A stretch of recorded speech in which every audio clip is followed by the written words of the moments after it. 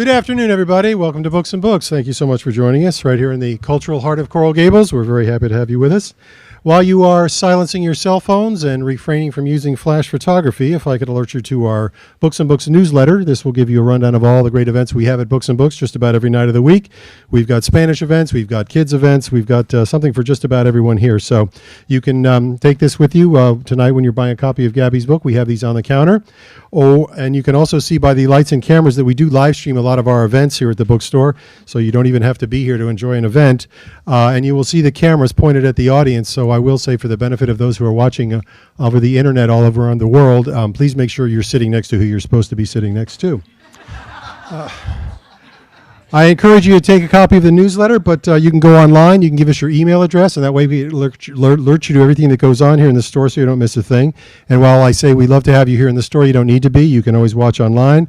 You can call the store at the number on your screen, and that will give you a chance to order a signed book. We can ship it to you anywhere in the U.S. free of charge. And you can also ask a question of the author while the event is in progress. But tonight we're very happy to welcome back with us Gaby Triana and her new work, Summer of Yesterday. But to formally introduce Gaby tonight, we have with us her friend and colleague and co-director with Gaby of the Society of Children's Book Writers and Illustrators. Please give a warm welcome to Linda Bernfeld.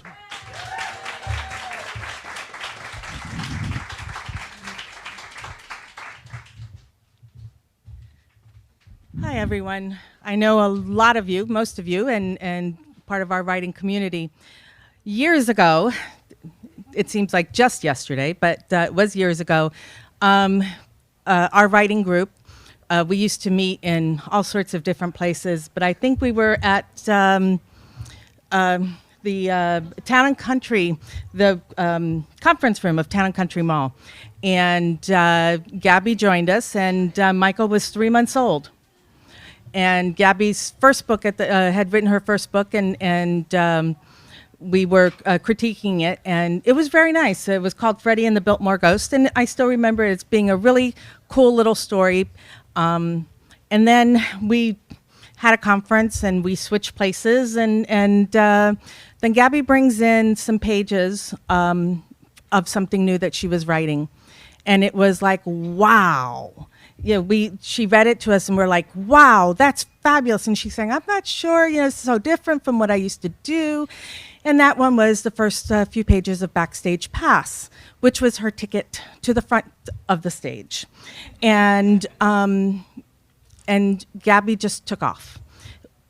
We had been meeting for several years, and Gaby was the first one of us who was published, and we've always been so proud of her, and it's always been such a delight to see her career gain steam and just roll along. And, there were a few stops along the way as she had kids, and we have delighted in watching them grow up too. And it's just so much fun to see one of your best friends or your best friend just make it in the world. And her writing has just gotten better and better. The concepts have gotten better. And she now has editors come to conferences and say, I wanted to meet with you because I think you could do something with us, So, and I know that bigger and better things are just down the road from us. And I have the particular delight of being Gaby's co-regional advisor. I was regional advisor by myself for a long, long time. And the only person that I would share the title with is with Gaby because she is just so fabulous. For the conferences, she just makes things so wonderful. All those little touches that you notice now at the conferences, all those little things that just make it so much better, that's Gaby. And I sometimes feel like I'm just going along for the ride now. It just makes my life so much easier. I know that you'll be as delighted as I am to say congratulations, Gaby, on Summer of Yesterday, another great book, and I know more things are going to come along the way. Gaby?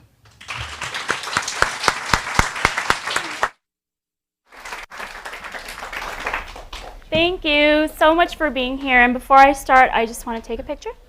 I get to take pictures too, so if you guys could just squish together, that'd be great. Awesome. Say cheese. Cheese. All right. That'll go live in a few. All right, so thank you all so much for being here. I mean, it's been a long road for me, as Linda said. Thank you, Linda, for the introduction. It's been a pleasure working with her and being her friend all these years. So I couldn't have had a better person up here introducing me. Thank you. Thank you guys all so much for being here. It's been way too long since my last book launch, about 5 years. But a lot has happened since then, a lot of ups and a lot of downs, a lot of changes, back to teaching, opening a cake business, closing a cake business, back to teaching again, becoming an advisor. Just a lot has been going on in my life. So, but we're here again, so that's good. In 2012, I left teaching for the third time. And as much as I love my students, and I really do miss them, this is where I belong. This is my thing. And I told my family that I must write full-time again, no matter what it took. If I had to work around the clock, if I had to eat lettuce to survive, even if it killed me. So here I am, ladies and gentlemen, dead. And clearly, I've been eating more than just lettuce. So I knew it was time to put my toughest years behind me, and I did.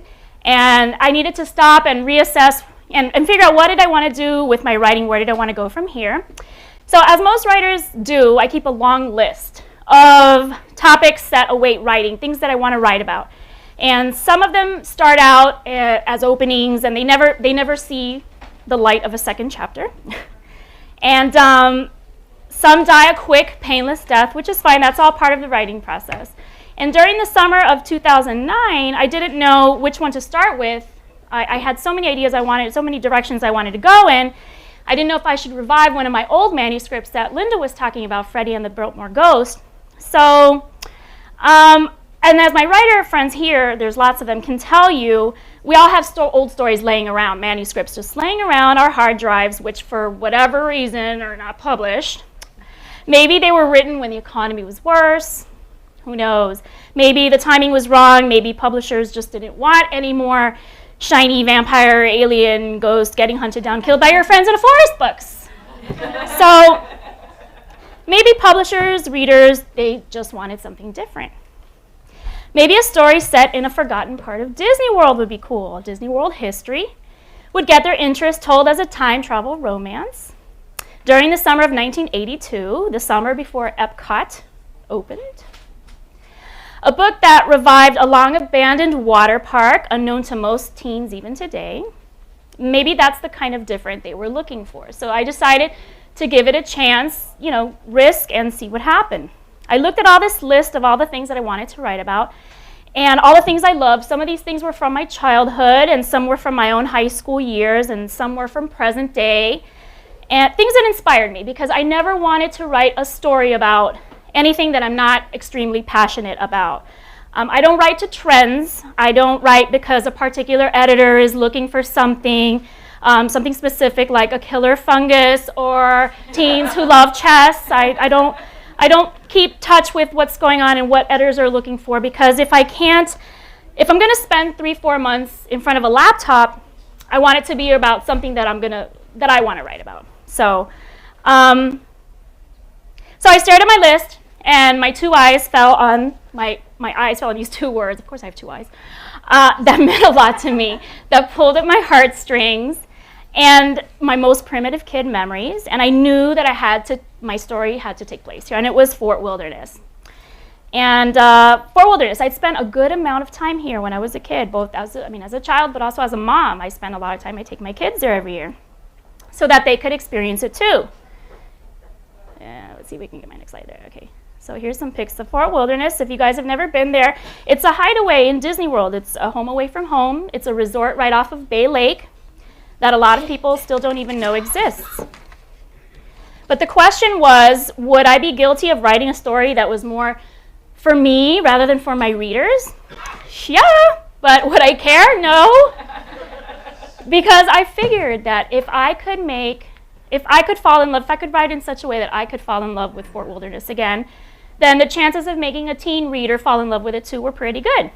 So I accepted the responsibility of trying to recapture the old days, which for me were the 80s. Woohoo! Yeah.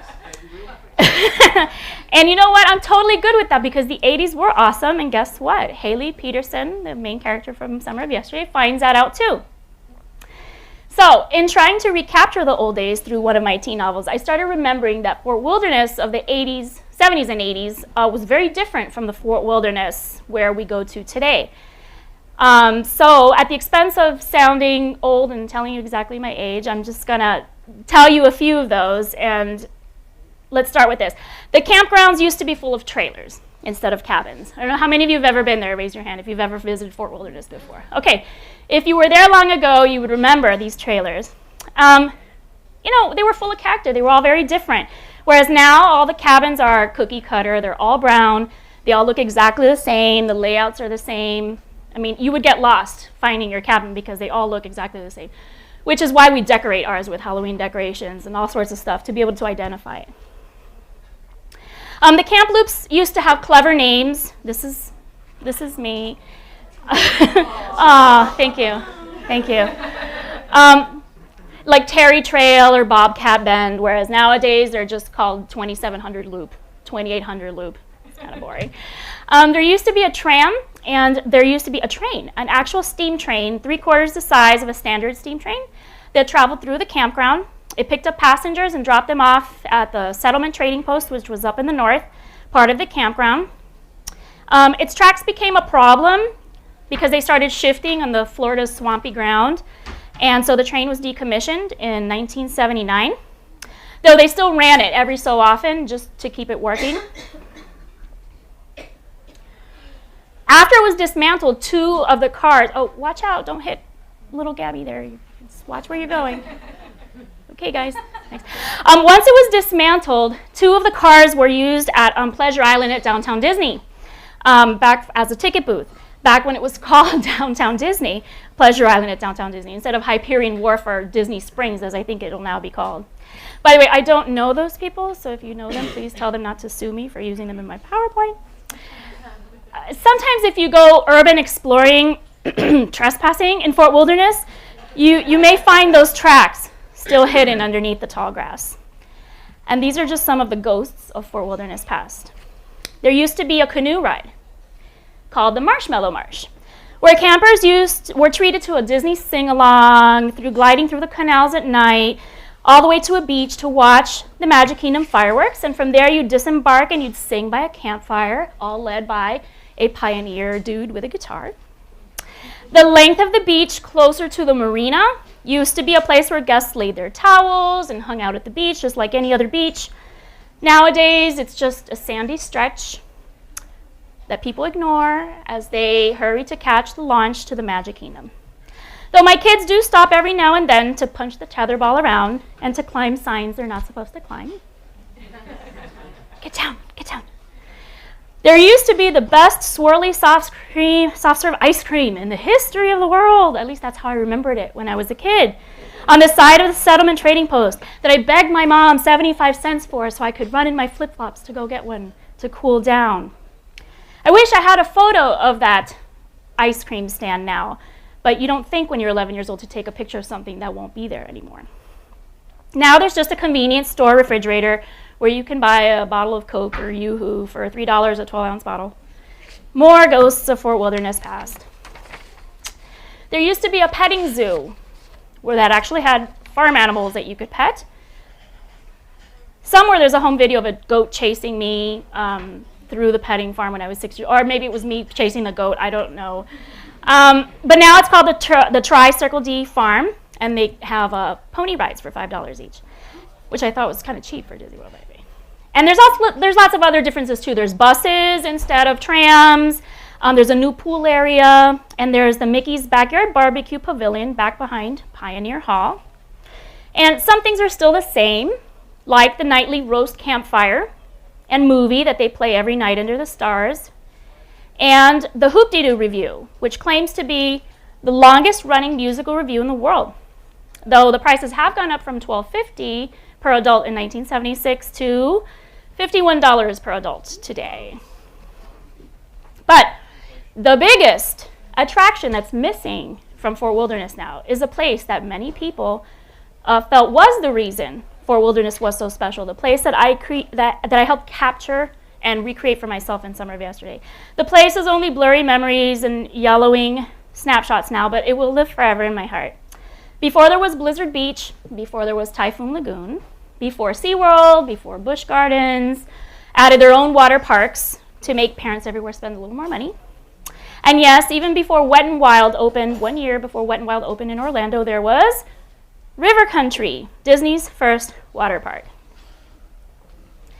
And I knew as I stared at my list of things I would love to write about that this would be the setting of my new book.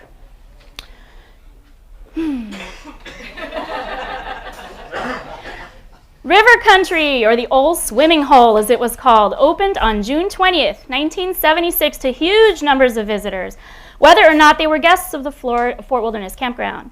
It was the go-to water park in Florida, and on peak summer days, the park would close its doors and people were turned away. It used to get so packed. Now, in case you're not familiar, where it was, this is the Magic Kingdom, this is the Contemporary Hotel, you go through here, and it was right there on the edge of the property. It used the natural waters of Bay Lake and filtered into a lagoon full of families having a blast and tons of fun in a natural setting among boulders, ropes, banjo, music playing in the background. Bromine was used to keep the natural water clean, which is what gave the lagoon its famous greenish tint. There's an aerial view. This water tower used to stand at the entrance. Now it's part of the pool, well, the new pool that I mentioned before, so they repurposed it. There were water slides, there were zip lines, there were inner tube rides, volleyball in the water, kiddie rides, kiddie areas, a big pool with slides and chlorine for those who wanted bluer waters in which to swim. It was the most fun place I'd ever been to, and I thought that it too would last forever. There was a trail that led through the trees. I don't know who that is either. I thought it was a funny picture, so. And there was plenty of nature to watch, for this was one part of Disney World that wasn't fabricated on a stage. Look at my dad, isn't he cute? My grandma, my brother. Aside from a few fake rock structures, the rest of it was pure, unadulterated Florida swamp, which is probably why, after many years of struggling and being open only for corporate events towards the end, River Country closed in 2001, and after its summer season, and after a 25-year run, it never reopened.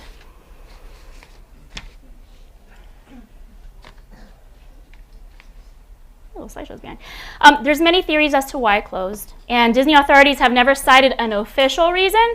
But some say the terrorist attacks of 9/11 just a few days after the park's closing changed Disney's economy and kept the park from reopening. Some say that Blizzard Beach and Typhoon Lagoon were to blame, both bigger, badder, chlorinated parks. But the most probable of all reasons surround several deaths over the years in Central Florida's lakes from an amoeba that causes amoebic meningoencephalitis. There we go. I made it through. A condition that took the lives of a few kids at River Country. Shh. Disney World was never blamed for it, since these cases could happen pretty much anywhere there's natural water. But some say the cases finally caught up to them. And some say that there were laws passed. There were laws passed where requiring the any public park to use municipal water sources. And clearly, River Country using Bay Lake's water was in violation. Others say that water parks were allowed to use natural water, but it had to be potable or drinkable. That plus the waning attendance perhaps made it seem pointless to keep River Country open when other Disney water parks were so much more successful. So all in all, it just seemed like a bad business idea, which is a shame. So you'd think that they'd tear it down and build something there, right? No. You can still see River Country from Bay Lake if you're on a boat traveling to the Magic Kingdom. There it is. Abandoned, forgotten, rotting behind a wall as the Florida swamp eagerly reclaims it. And in summer of yesterday, Haley's new friends play scavenger hunt. And the highest item on the list is to get photos of the abandoned River Country behind the scenes. So as she's waiting for her friend Dina, she stares at the wall blocking her view. And what's a girl to do when she feels inexplicably drawn to this spot on a dizzying hot July night. Why break in, of course? I'm going to read that part now.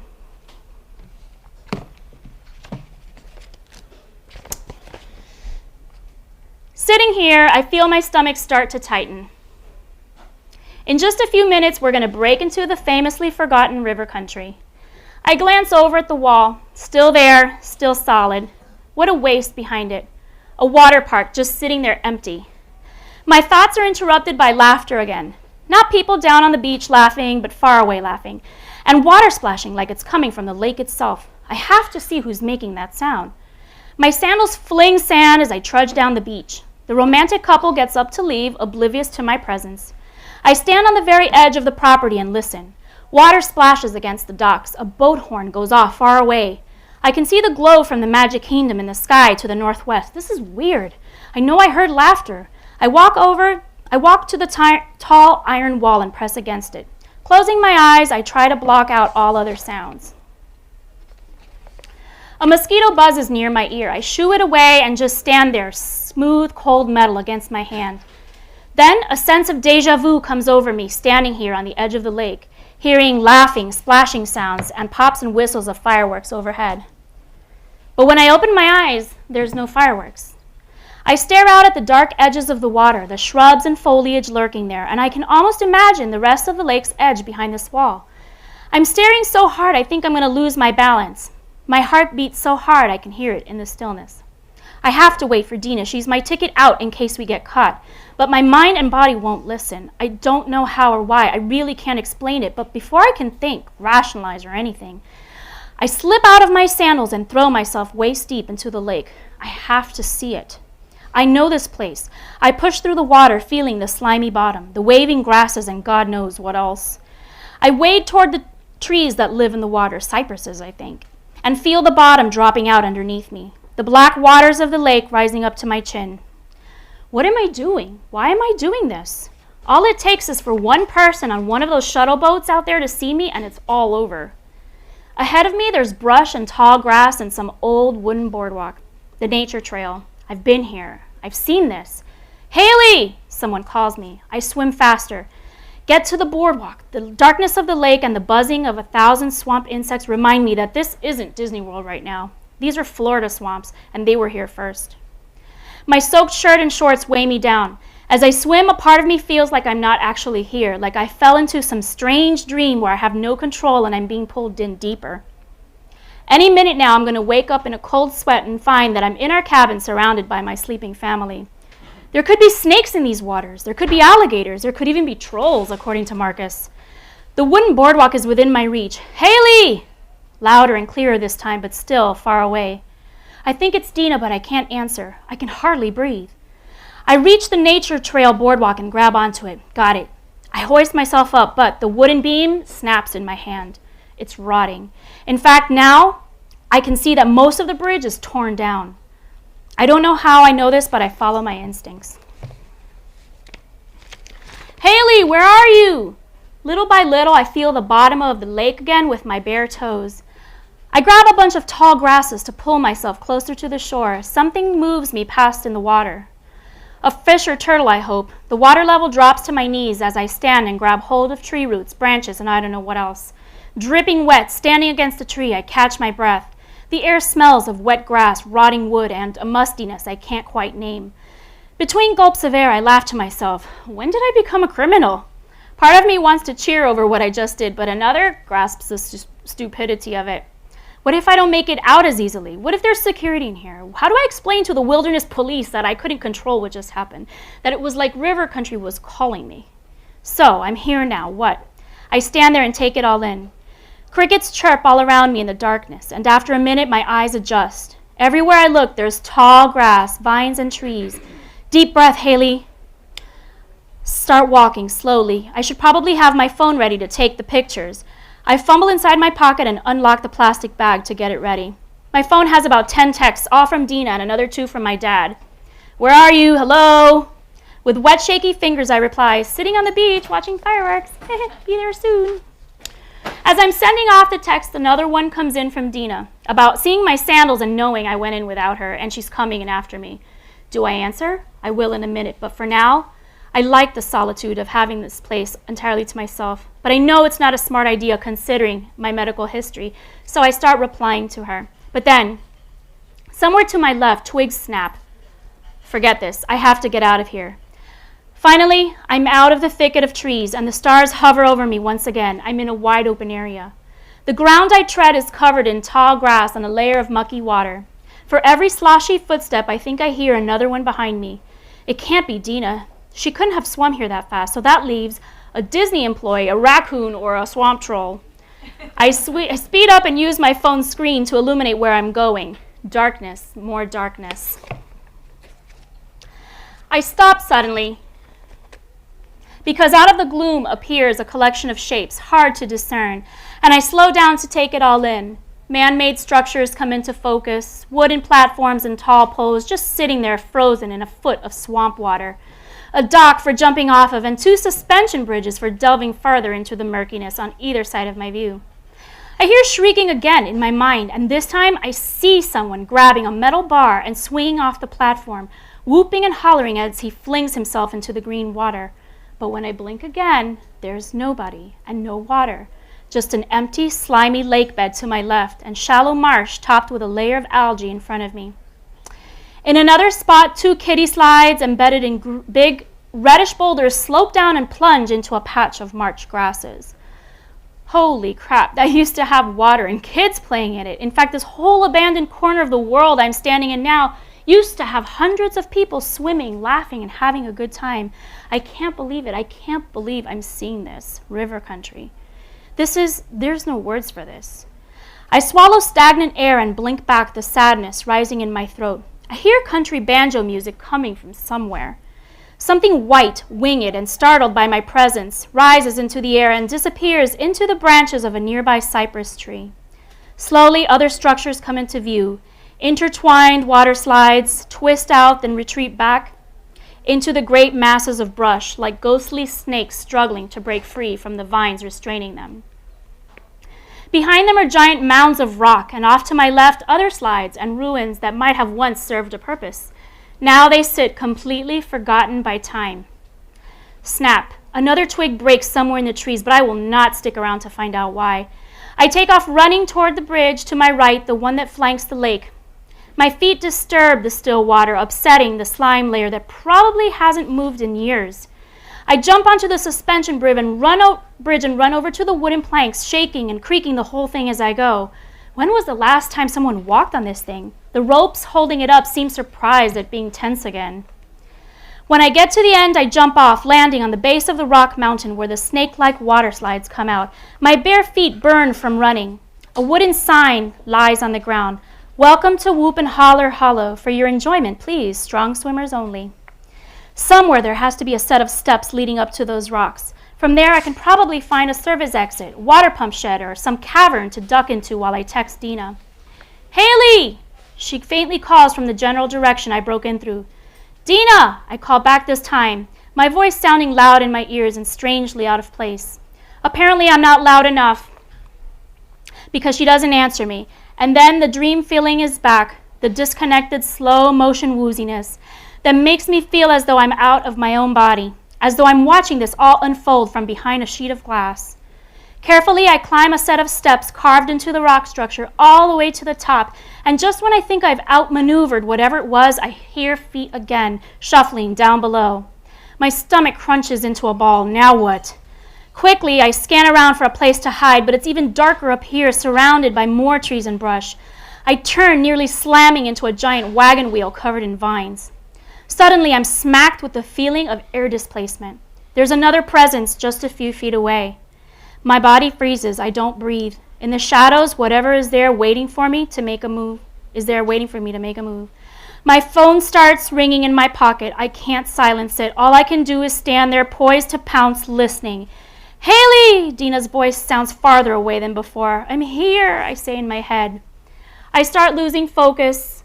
I close my eyes to steady myself. My heart pounds loudly, but feels uneven in my tight chest. I can't speak, can't respond to Dina, oh God. A familiar gripping sensation overtakes me, and suddenly everything begins to swirl. Oh, no. I grabbed something, wood or rock, I don't know, to keep from falling. The trees seem to tilt, but it's not the trees, it's me, swaying, falling. Body hitting something hard and blunt. Cracking branches underneath me. Slow motion dream and dark sky. Stars swirl above like a spinning light show until I can't see them anymore. I don't know where I am. Tumbling, sliding, plunging down. Tunnel, plummet, flail into purple darkness. Brace, hit, and then underwater, billowy underwater silence. And that's it.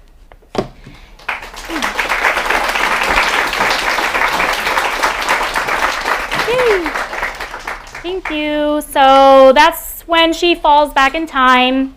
So soon Haley finds herself in 1982, and she's rescued by a lifeguard named Jake. Then she meets his younger brother, Jason, who's a towel guy who works at River Country. Yay, towel guy. She tries to find her way back home, back to 2014, all the while trying not to fall in love with a boy that she can't possibly have a future with. And the rest, well, as you know, you'll just have to read for yourself. So we do have a few minutes for any questions you might have. If anyone has any questions. Yes, Joyce? That trespassing was so good. I would like to know, did you research that by reenacting it? I don't know what you mean, Joyce. Of course not. Next question. Yes, Murphy? What? Are you reading this? Was I reading? Yeah. No, like What? like when you were the slideshow thingy when you were like. I had it all timed. Yes, I practiced it. Cool, right? Are you proud of me? Any other questions? Yes. Why going back in time instead of just having the setting start from there? Why go back in time? I wanted to show the difference between For Wilderness today and For Wilderness back then. The only way I could achieve that was having the time travel. I also wanted to show a teen who wasn't exactly too happy of going on vacation, which happens to pretty much everybody at that age. And, so I just wanted her to also experience what Dad experiences in the story 32 years ago for herself. And the only way to do that was to have her experience it herself. So, any other questions? Yes, ma'am. This Haley girl just sounds so fantastic and intelligent. Where did you find her? Where did you find Haley sounds fantastic and intelligent, and my stepdaughter wants to know who I modeled her after.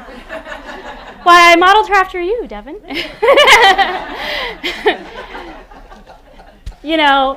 With Devin, it was like, Devin, we're going on vacation. No, I don't want to go on vacation with you. But why? It's going to be fun. No, I don't want to. I want to be with my friends. The usual, yes. So we had to force her. But I'm hoping in the end she had fun. Did she? I did. Yes. I did. But you didn't meet a towel guy in River Country, so that sucks. I do, yeah. Yeah. We'll try My harder for dad you was next time. definitely stolen. I don't know. Where is he? He's back there. No towel back. Any other questions? No? Yes? Okay, well, that is pretty much my presentation. I really, truly hope that you enjoy the book. I hope that you enjoy, thank you, how it came together. So thank you all for coming. I know some of you drove a while to be here, so I appreciate that. And in the other room, where's the signing going to be? Okay, in the other room. And we have goodies there. We have cupcakes made by me. We have desserts made by my friend Rosa, Cakes by RC. We have giveaways, and I will see you guys over there. Thank you very much for coming.